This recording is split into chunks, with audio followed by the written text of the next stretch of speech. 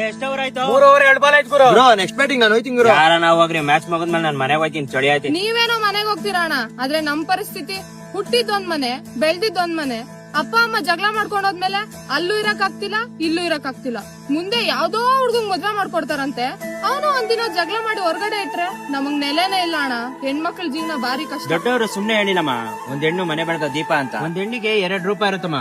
ಗರ್ಭಗುಡಿಲಿ ಕೂತಿರೋ ದೇವಿ ಆಗಿರಕ್ಕೂ ಬರುತ್ತೆ, ಅದೇ ಒಂದ್ಸಲಿ ತಿರುಗಿದ್ರೆ ಕೈಯಲ್ಲಿ ತ್ರಿಶೂಲ ಇಟ್ಕೊಂಡ್ರೆ ಮಾರಿ ಆಗಿರಕ್ಕೂ ಬರುತ್ತೆ. ಈ ಕಲಿಯುಗದಲ್ಲಿ ನಿನ್ಗೆ ಅಂತ ಯಾರು ಸ್ಥಾನ ಕೊಡಲ್ಲಮ್ಮ, ಆ ಸ್ಥಾನ ನೀನೇ ಪಡ್ಕೊಬೇಕು. ನಿನ್ ಗೌರವ ಕೊಟ್ರೆ ದೇವಿ ಆಗು, ಗೌರವ ಕೊಡ್ಲಿಲ್ಲ ಅಂದ್ರೆ ಮಾರಿ ಆಗು. ನಿನ್ ಜೀವನದಲ್ಲಿ ಒಂದ್ ಸ್ಥಾನಕ್ಕೆ ಹೋದ್ಮೇಲೆ ನಿನ್ ಮರ್ಯಾದೆ ಕೊಡದೇ ಇರೋರು, ನೀನ್ ಬೇಡ ಅಂದ್ರೆ ಅವರೇ ಮರ್ಯಾದೆ ಕೊಡ್ತಾರೆ. ನೀನೇನ್ ತಲೆ ಕೆಡ್ಸ್ಕೊಂಬೇಡ, ನಿನ್ ಸಾಧನೆ ಬಗ್ಗೆ ಗಮನ ಕೊಡು.